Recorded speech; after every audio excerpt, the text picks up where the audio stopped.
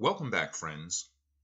In the last 5 episodes of this series, a sort of foundation has been laid. The keys of power that open the doors to a brand new and better life are contained within these concepts. At this point, let's have a super quickie recap. Episode 1. Our anchor to reality resides within the phrase, I am that I am. Although this phrase is found in the Bible, it is not a religious principle, but a universal spiritual principle that is found in mankind's literature throughout history. Episode 2. The beliefs you accept as true either imprison you or empower you. I am is your truest identity.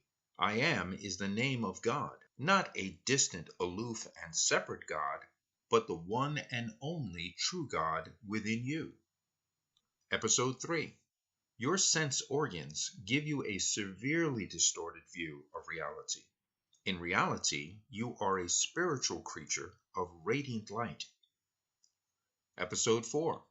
Although our senses make it appear so, the world outside of us and everyone in it is actually not outside, but inside of our consciousness. Episode 5. I am is the quintessential declaration of being. It is your core truth and the one thing you can be totally sure of. Great minds throughout the ages have expressed this truth in diverse ways, some philosophical, metaphysical, and others in a religious context. The bottom line is simply this. I am is you, your true self. I am is God. You are God, and God is you. Some people will reject this statement out of hand and without even a second thought. In all likelihood, these individuals will assume the very idea is ridiculous or even blasphemous. That is an understandable reaction, given the conventional concept of a God outside and separate from us. To be perfectly honest, I myself grew up in a Christian family, and even saying the words, I am God, would have been considered a sin. So I truly do understand why some people would have a serious problem with this. But I promise you that we will delve much more deeply into this question in future episodes, and you may come to realize that the concept of the God within is not as ridiculous as it may appear to be at first glance. And so now you and I have come to a crossroads. Ahead of you stretches a road less traveled. It is the road to a new and exciting life. This is a happy place that you yourself call into existence. It is the place where you are free to know yourself, to find your path, and to live your life. It is by far a more genuine and powerful way of living. So without further ado, let's get to the practical application of the I am principle. For the moment, we're going to put aside the more spiritual, esoteric discussion and focus on a real-world scenario that many people will relate to. At the end of last week's episode, I posed the following question. Suppose you are unhappy at your job, or maybe you just want more recognition and a promotion. How would you use the principles of the I am to accomplish that? Some years ago, I found myself in precisely that situation. Let me take a few moments to share with you what I did and the results I got. I was working in the corporate world, and to be perfectly honest with you, I was miserable. My feeling was that this megacorp didn't appreciate how hard I worked, my potential, and as best I could tell, they didn't really care if I lived or died. That may sound a bit harsh, but that was the feeling inside me each day. My choice was simple. Either leave my job or stay at my job. Well, one day a third choice occurred to me. I made the choice to put the spiritual knowledge I had gained over the years into practical use in order to create changes in my circumstances. Here's exactly what I did, and it could serve as a pattern you can use if you should decide to do so. One fine morning, I woke up, and with as much feeling and enthusiasm as I could muster, I declared to myself, I have a terrific job. Then I told myself, My paycheck proves that this company values me because no business gives away money without good reason. I am a valued employee. Now I turned my attention to my bosses.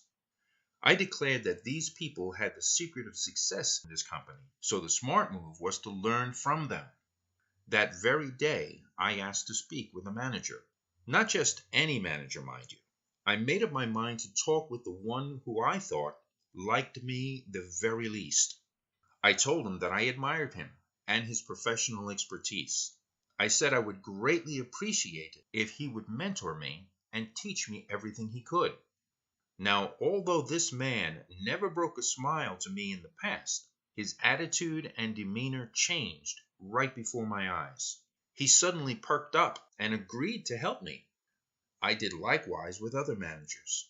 More importantly, though, I started looking at my duties as if I was a manager instead of one of the rank and file employees. In every way I could think of, I made a conscious effort to change my own belief system regarding that job.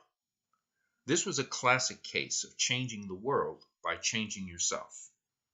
As you might imagine, there were many times that I felt as though I was lying to myself about how great my job was.